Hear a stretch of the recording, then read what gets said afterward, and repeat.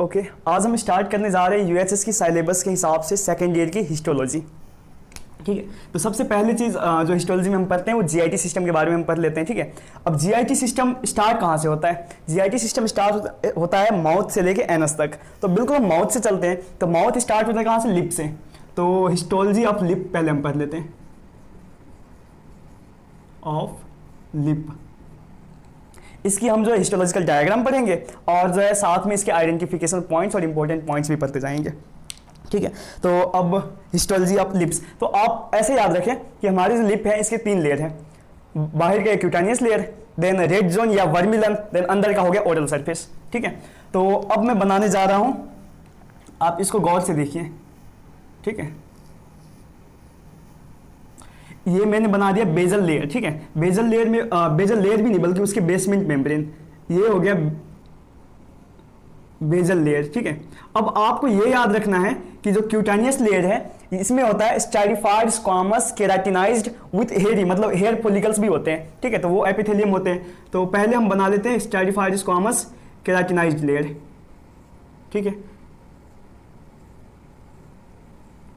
तो इसके लिए सबसे पहले ये हो गया। इसके बाद इसके ऊपर होता है पॉलीगोनल सेल्स। ठीक है, और उसके ऊपर होता है स्क्वामस सेल्स, मतलब फ्लैट सेल्स। ठीक है, फ्लैट सेल्स, 2-3 लेयर ऑफ हम फ्लैट सेल्स दिखा देंगे। ठीक है, 1 मोर लेयर मैं बना देता हूँ, 2-3 लेयर ऑफ फ्लैट सेल्स दिखा देंगे। और फ्लैट सेल के बाद जो होता है डेड लेयर, क्योंकि ये केराटिनाइज्ड है तो ये डेड लेयर मैंने बना दिया। ठीक है, सेल्स का डेड लेयर। अब आपने बिल्कुल नहीं भूलना न्यूक्लियस देना। ठीक है, अक्सर क्या करते हैं लोग, बना देते हैं, सारा चीज़ सही बनाते हैं, लेकिन वो ना न्यूक्लियस देना भूल जाते हैं। तो न्यूक्लियस नहीं देना, इसका मतलब आप इसको भी डेड लेयर आपने बना दिया, तो ये जो है सही बात नहीं है, इस तरीके से मार्क्स नहीं मिलेगा। ठीक है, ये फ्लैट सेल्स हैं, तो फ्लैट सेल्स में ऐसे रॉड शेप न्यूक्लियस होगा, रॉड शेप न्यूक्लियस हो गया, उसके बाद ऊपर डेड लेयर हो गया। इवन ये केराटिनाइज लेयर बहुत ही ज़्यादा केराटिनाइज होता है। ठीक है, अब इसके बाद मैंने जैसे कि आपको बताया, अच्छा चलिए इसके बाद हम बात में करते हैं। पहले हम ये देख लेते हैं, ये जो रेड वाला एरिया है, रेड वाले एरिया को का जो एपिथेलियम है वो भी स्टाइडिफाइड स्क्वामस केराटिनाइज ही है, लेकिन न वहां पर हेयर फॉलिकल होता है और न वहां पर इतने मोटे केराटिन नहीं होते, मतलब पतले से केराटिन होते हैं। तो वो भी हम बनाने जा रहे हैं। ये बेजल लेयर तो सेम हो गया। ठीक है, इसको रेड एरिया इसलिए कहते हैं क्योंकि इस एरिया की जो ब्लड सप्लाई है वो बहुत ही ज़्यादा होती है। इस एरिया में ब्लड सप्लाई बहुत ज़्यादा होते हैं। ये मैंने बना दिया पॉलीगोनल सेल्स, बेजल सेल के ऊपर पॉलीगोनल सेल्स, और इसके बाद जो है ये फिर से ये फ्लैटेंड सेल्स वगैरह मैंने बना दिया। ठीक है, फ्लैटेंड सेल्स जो कि स्क्वामस सेल्स हैं। ठीक है, और बहुत ही क्लियर डायग्राम बनाना है आप लोगों ने। और इसके बाद जो पतला सा एक जो है लेयर हम बना देंगे केराटिन की। ठीक है, डेड लेयर। तो ये हो गया। इसके साथ ही अब न्यूक्लियस देना नहीं भूलेंगे हम। ठीक है, इस तरीके से आपका बन गया ये जो है वर्मिलन जोन या रेड जोन। इसके बाद हम नीचे आ जाते हैं ओरल जोन पे या ओरल एरिया पे या ओरल सरफेस पे कहें। इसका होता है epithelium stratified squamous non keratinized epithelium. ठीक है, तो ये बेजल लेयर जो कि लोअर कॉलमनर और क्यूबोइडल लेयर होता है। इसके बाद हो गया ये पॉलीगोनल सेल्स। ठीक है, अब ये मार्कर से बनाना थोड़ा सा मुश्किल है, तो इसलिए आपको हिस्टो पेंसिल से बहुत इजी हो जाएगा। ठीक है, अब इसके बाद इस पर भी क्या होगा, ये जो है स्क्वामस सेल का फ्लैटेंड सेल्स होगा। ठीक है, लेकिन इसके ऊपर जो है वो लेयर केराटिन का डेड लेयर नहीं होगा। ठीक है, बाकी ये न्यूक्लियस यहाँ पर भी देंगे। सॉरी, ये न्यूक्लियस यहाँ पर न्यूक्लियस छूट गया, ये मिस्टेक नहीं करनी। ठीक है, यहाँ पर nucleus, rod shape nucleus in squamous cells. ठीक है, ये दे दिया, इसके बाद रॉड शेप न्यूक्लियस दे दिया, और यहाँ पर ये जो है सेंट्रल न्यूक्लियस दे दिया। अब इसके बाद आपने याद रखना है कि मैंने इसको बताया था क्या कि ये है हेयरी लेयर्स। तो हेयर फॉलिकल किधर है? हेयर फॉलिकल हम बना देते हैं। ओके, मैं ब्लैक से बनाने जा रहा हूँ हेयर फॉलिकल। हेयर फॉलिकल बन गया, लेकिन हेयर फॉलिकल के लिए जो रूट होता है, रूट अगेन जो है इसी लेयर का ऐसे बना होता है, इसी लेयर से बना होता है। तो ये हो गया रूट्स, हेयर रूट। ठीक है, हेयर रूट के जो है हेयर रूट बन गया। एक्चुअली ये हेयर पेपिला बन गया, ठीक है, मतलब हेयर रूट, ये हो गया hair root with hair papilla. अब इसके बाद यहाँ पर हम न्यूक्लियस दिखा देते हैं, ठीक है, और जहाँ पर हेयर फॉलिकल होगा वहाँ पर क्या होगा, सेबासियस ग्लैंड भी होगा, तो सेबासियस ग्लैंड भी इसी हेयर फॉलिकल से एसोसिएटेड होता है। तो यहीं से मैं ऐसे करके बना देता हूँ सेबासियस ग्लैंड, और सेबासियस ग्लैंड एक जो है म्यूकस ग्लैंड है। तो अभी सेरस म्यूकस की बाद में बात करूँगा, अभी बस आप याद रखें कि एक म्यूकस ग्लैंड है, ये ऑयली सेक्रेशन होती है इसकी, ठीक है। तो ये हो गया आपका सेबासियस ग्लैंड। इसके बाद यहाँ पर होते हैं स्वेट ग्लैंड भी, ठीक है, जो क्यूटेनियस सरफेस है। तो स्वेट ग्लैंड की स्ट्रक्चर थोड़ी कुछ इस तरह से होती है, मतलब अंदर ल्यूमेन भी होगा, ठीक है। ये हो गया स्वेट ग्लैंड, ठीक है।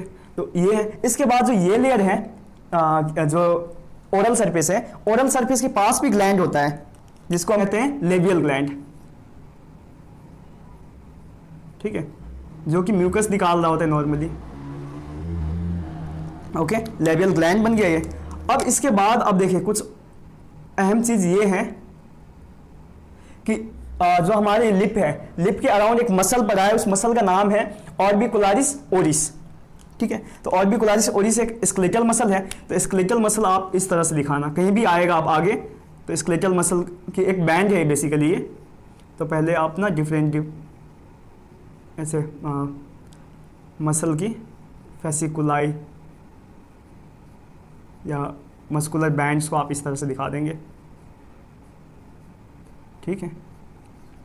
और ये अगर इसको कम्प्लीटली जो है कलर फिल करके, सब में फिल करके आपने क्या करना है, इसके साइड में न्यूक्लियस बना देना है, ठीक है, किसी भी एक साइड में, क्योंकि ये सेंटर में न्यूक्लियस नहीं होता है स्केलेटल मसल का, साइडों पे होता है, ठीक है। तो ये हो गया मसल जिसका नाम है ऑर्बिकुलारिस ओरिस।